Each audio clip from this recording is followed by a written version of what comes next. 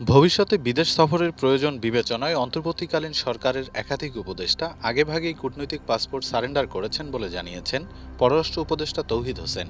তবে তিনি স্পষ্ট করে জানান, তিনি নিজে কিংবা তার স্ত্রী কেউই এখনও কূটনৈতিক পাসপোর্ট সারেন্ডার করেননি। রোববার রাজধানীর একটি হোটেলে এক প্রশিক্ষণ কর্মসূচির সমাপনী অনুষ্ঠানে এসব কথা বলেন পররাষ্ট্র উপদেষ্টা।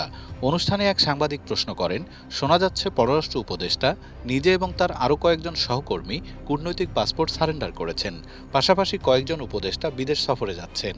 জবাবে তৌহিদ হোসেন বলেন, এ বিষয়ে ভুল তথ্য ছড়ানো হচ্ছে। তিনি জানান, তার কূটনৈতিক পাসপোর্ট এখনও তার কাছেই রয়েছে এবং তা পুরোপুরি বৈধ। দায়িত্বে থাকা অবস্থায় একজন পররাষ্ট্র উপদেষ্টার কূটনৈতিক পাসপোর্ট সারেন্ডার করা অত্যন্ত অস্বাভাবিক বলেও মন্তব্য করেন তিনি। তবে তৌহিদ হোসেন স্বীকার করেন, উপদেষ্টাদের মধ্যে অনেকে আগেভাগেই কূটনৈতিক পাসপোর্ট সারেন্ডার করেছেন। তার ভাষায়, বিষয়টি ভিসা পাওয়া সহজ করার জন্য নয়, বরং সময় বাঁচানোর জন্য। তিনি উদাহরণ দিয়ে বলেন, কূটনৈতিক পাসপোর্ট বাতিল হলেও যুক্তরাষ্ট্রে B1 ও B2 ভিসা বাতিল হয় না, তবে নতুন পাসপোর্টে ভিসা ট্রান্সফার করতে সময় লাগে। সেই কারণেই আগাম ব্যবস্থা নিয়েছেন কয়েকজন উপদেষ্টা। শেষে আবারও তিনি জোর দিয়ে বলেন, তার বা তার পরিবারের কূটনৈতিক পাসপোর্ট সারেন্ডারের খবর সঠিক নয়। ডেস্ক রিপোর্ট, বাংলাদেশ সময়।